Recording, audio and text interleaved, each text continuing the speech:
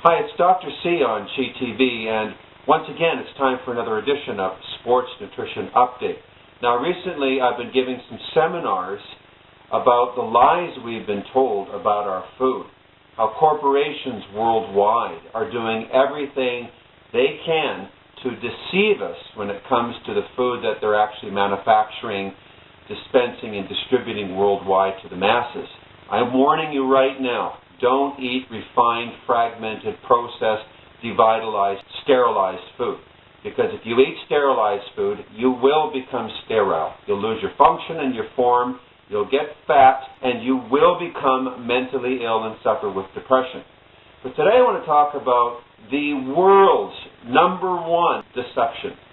The world's #1 lie. The lie that we've been told from the moment we were born.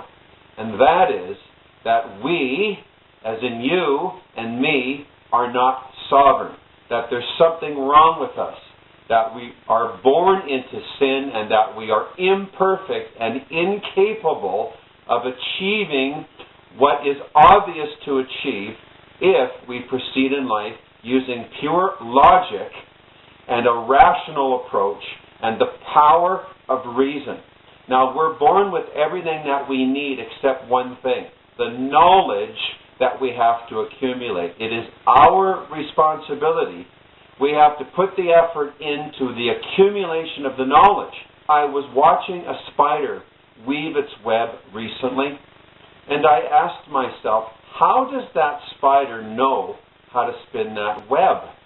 Well, it knows because locked within its DNA are the messages and the instincts and the accumulated programs that have come over literally millions and billions of years progressively.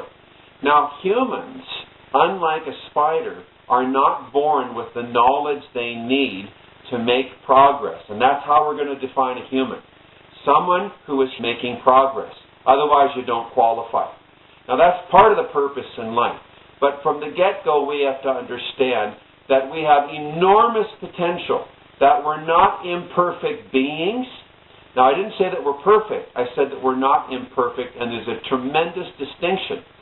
We have the capacity to fill our brains, our huge, large mammalian brains, with an unlimited amount of logic and math and science. And that is what I'm going to challenge you to do. I'm going to challenge you to seek out and accumulate the knowledge that you need to live and live well. The knowledge that you need to take care of yourself, the knowledge that you need when you are in the gym. How do you know how many sets and reps? How do you know when to train and how do you train? How do you know what to eat? This is not locked in your genes. Humans don't know. We have to learn. And the only reliable source of information is that ties in with reality. Do you believe in Santa Claus? Do you believe in the tooth fairy? Why not? I'll tell you why not. Because you discovered it was a lie, like everything else we've been told.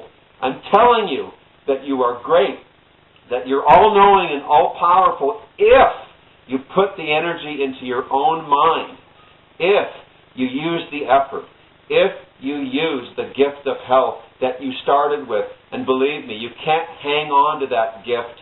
You have to continually put effort into managing yourself and developing yourself and growing, because you won't grow like a plant on its own. So who and what are we? What is our focus? What is our premise? What is our purpose? What is our direction? What is it that you're doing in life? No matter what it is that you want, I guarantee that your lack of health, your poor state of health will get in the way if that's what you're experiencing. The rational man will think and use his head. He'll think inside his brain. He'll think that if I lose my health, which is true wealth, I won't be able to generate wealth. I won't be able to achieve my goals. Everything will be lost as a consequence of losing my health. So I am obligated to seek out the knowledge, put it in my brain, and then apply that knowledge day by day, so that I can stay well, I can resist disease and infection and obesity. It's not only possible to live well, it's something that you should expect if you're doing the work. When a carpenter takes out his hammer and nails and he's got some wood, what can he expect as an outcome? He can expect to see evidence of what it is that he has built. And prior to building, he had a plan. He used his mind. He follows a design. See, we need a design for our life, and that information that makes our design is accumulated from our environment and from our experience. So, I want you to shred up all of that garbage you've been fed as a youngster.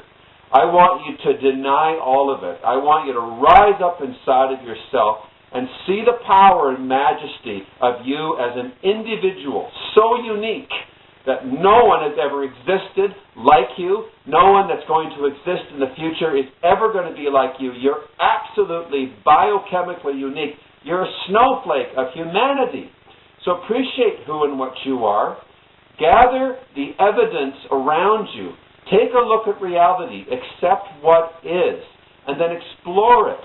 Utilize the tools of technology, the tools of science, because they're the only things that are reliable in this chaos, in this world of madness, where people are running around without any direction, and you can see what happens to them as a result. Take your time. Ease up on the reins. Take an account of your life. Do what needs to be done to stay well, to get well, to be well. That is the first and foremost obligation that you must have as an individual, because without your form and function, you won't be able to function in life.